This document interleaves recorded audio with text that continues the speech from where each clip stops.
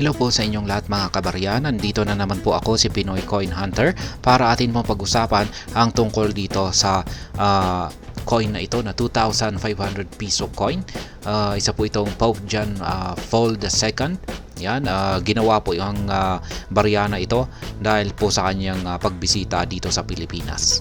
At ito po ay binebenta ng isang online seller dito sa isang kilalang online store, at ang ating pakay po rito ay ating alamin kung magkano ang kanyang presyo dito.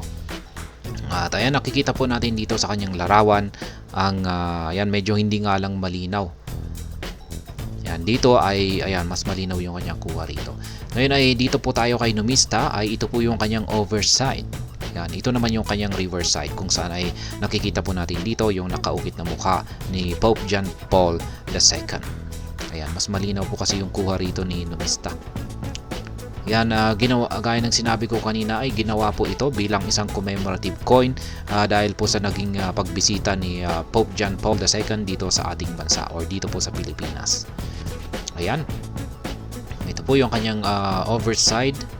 At yan, dito po yung kay online seller yung kanyang overside, at nakikita natin na maganda rin po yung kondisyon ng binebenta rito ni online seller na kanyang 2,500 piso coin na Pope John Paul II.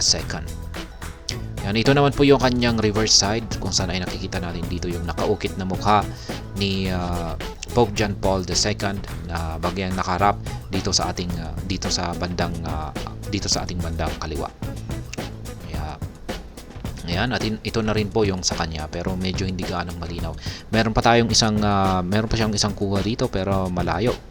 Ayan, pero sa tingin ko, base po sa aking sariling opinion, maganda na rin po yung kanyang kondisyon dito.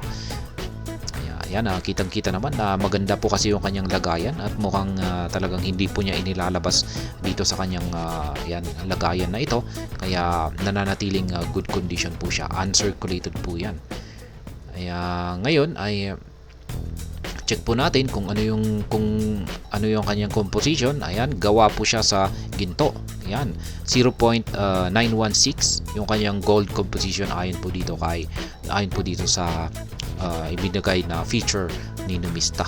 Kaya dahil sa ginto po ito, gawa sa ginto, ay mahal po ito, may presyo po ito. Yan, yung kanyang mintage ay 3,000 lamang po na piraso yung nailabas dito, at saka yan, mga proof coin lamang po. Yan, proof coin ang mga ito. Minted po siya sa bansang United Kingdom, Pomeroy Mint, Surrey. Ayan.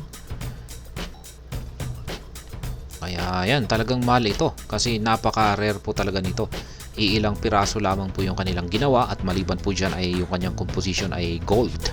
Yan, 0.916. Ngayon ay atin na pong alamin kung magkano ba ang benta or presyo ni online seller dito. Kaya ayan, ito po ay kanyang ibinebenta sa halagang 135,000 pesos.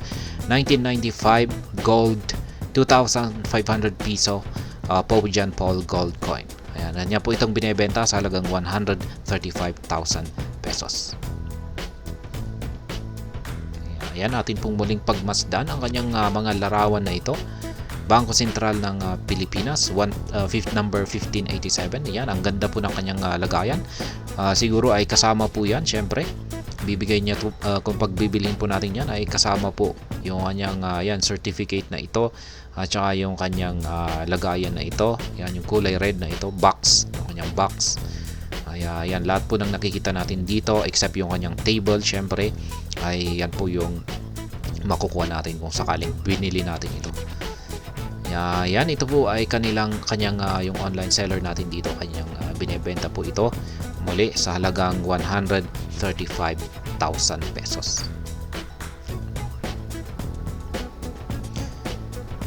At ayan, hanggang dito na lamang po tayo sa video na ito mga kabarya. Sana po ay inyong nagustuhan ang aking paliwanag sa video na ito. Kung inyo po itong nagustuhan, pag-click lamang po ang like button nito. Para naman po sa mga bago lamang dito, kayo po ay aking inaanyayahan para mag-subscribe. Pag-click na rin po ang bell icon nito dahil ito po ang siya magsisilbing notification nito sa mga bago kong videos na akin pong ina-upload sa aking YouTube channel na ito. Marami pong salamat sa panonood. Ingat po tayo lagi at God bless po sa ating lahat.